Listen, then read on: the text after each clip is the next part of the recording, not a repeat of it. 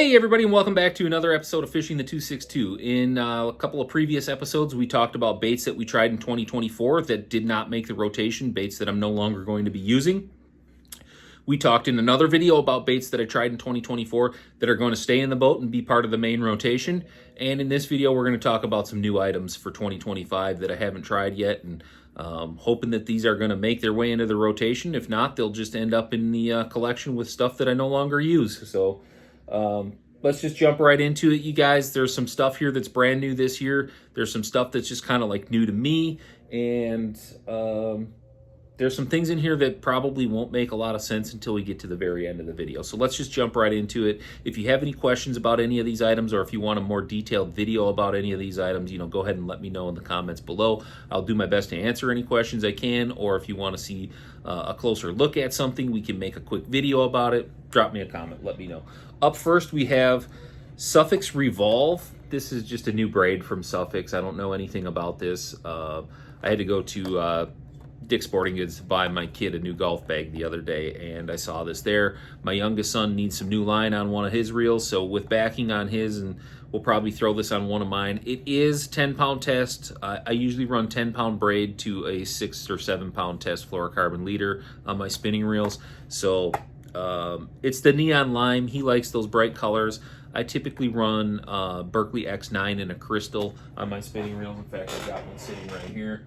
That's been my mainstay for probably the last 2 seasons, realistically. I don't know, it's fine. Braid is kind of braid. I don't get too worked up about it, but I saw this. I thought, why not? We'll give it a go, see how he likes it, and go from there. It's not really super expensive either. I think that was 20 bucks, so not terrible. What's next here? This is a new reel. Those of you that have been with the channel for any length of time know that I use Daiwa spinning reels and Shimano casting reels.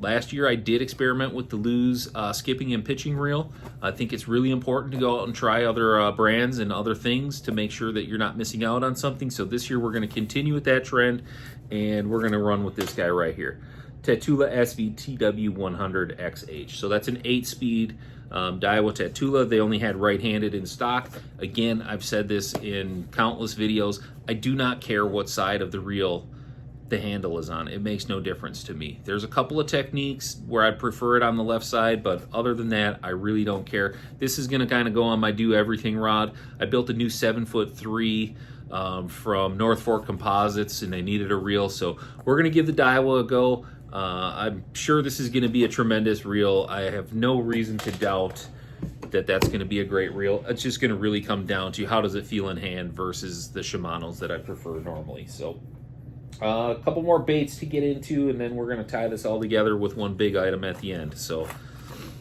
this is one that I bought last year, never got around to it. Rapala Maverick. I don't do a ton of jerk baiting, but we're going to be doing a bunch more jerk baiting this year, so we're going to make sure this thing gets out of the box, and I just picked up one of these too to match it in the deep version. I typically throw a Vision 110 if I jerk bait. It's just the way that I am. I don't know what else to say. I'm looking for something that can complement it or even compete with it, and if that Rapala can do it for $8 or $9 cheaper per bait, that'll be spectacular. So I'm kind of looking that one as nothing to lose for trying, and I got to get them out of the box and use them. That's all there is to it. A couple more baits we can look at. This is one that I bought last year. Again, I never got around to it. I'm not going to let them go to waste, and I'm not going to let them fall by the wayside without at least giving them a fair shot. That is the Keitech Crazy Flapper 3.6. I want to get that out and do some Carolina rigging with it this summer for sure.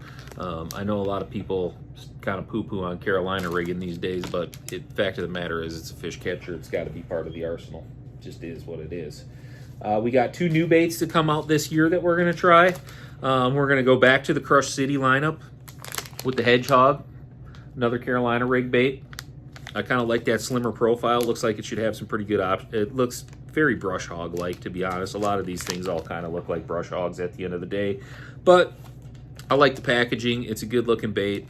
I'm optimistic. I had good success on the Crush City stuff that I tried last year. So, got one more bait. Another Crush City bait here. This is the Mooch Minnow.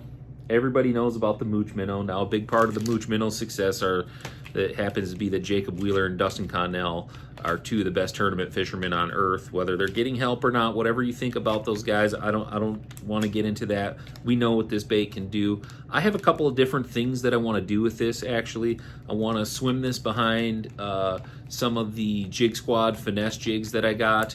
I want to try it on a Ned rig potentially. I will drop shot this even, and obviously we know that those guys do a lot of scoping with it. Which leads me into my next items. I do not have a live scope on my boat. My tournament partner, when I fish the team tournaments, does. So we got tungsten jig heads. Nothing super exciting there, but several jig heads, bunch of different sizes. So you ain't scoping, you're hoping. Continue on the scoping trend. We picked up a couple packs of these, the range rollers from Owner. Just a live scope jig head. It's got a little different shape and a little different line tie angle on it. So we're gonna give those a go, see how it works. And that's gonna bring me to the last item that we're gonna be trying in 2025. I have really mixed feelings about this one, you guys, but it is what it is, and there's no way around it. We bought a live scope bundle. We're gonna be scoping on my own boat this year. Good, bad, or indifferent. I feel like that's kind of where the world is headed, and it is what it is. We can make another video to talk further about it. I don't want to take up too much more of your guys' time. We're coming up on the 7 or 8 minute mark here pretty quick anyways, so maybe we'll talk more live scope in another video.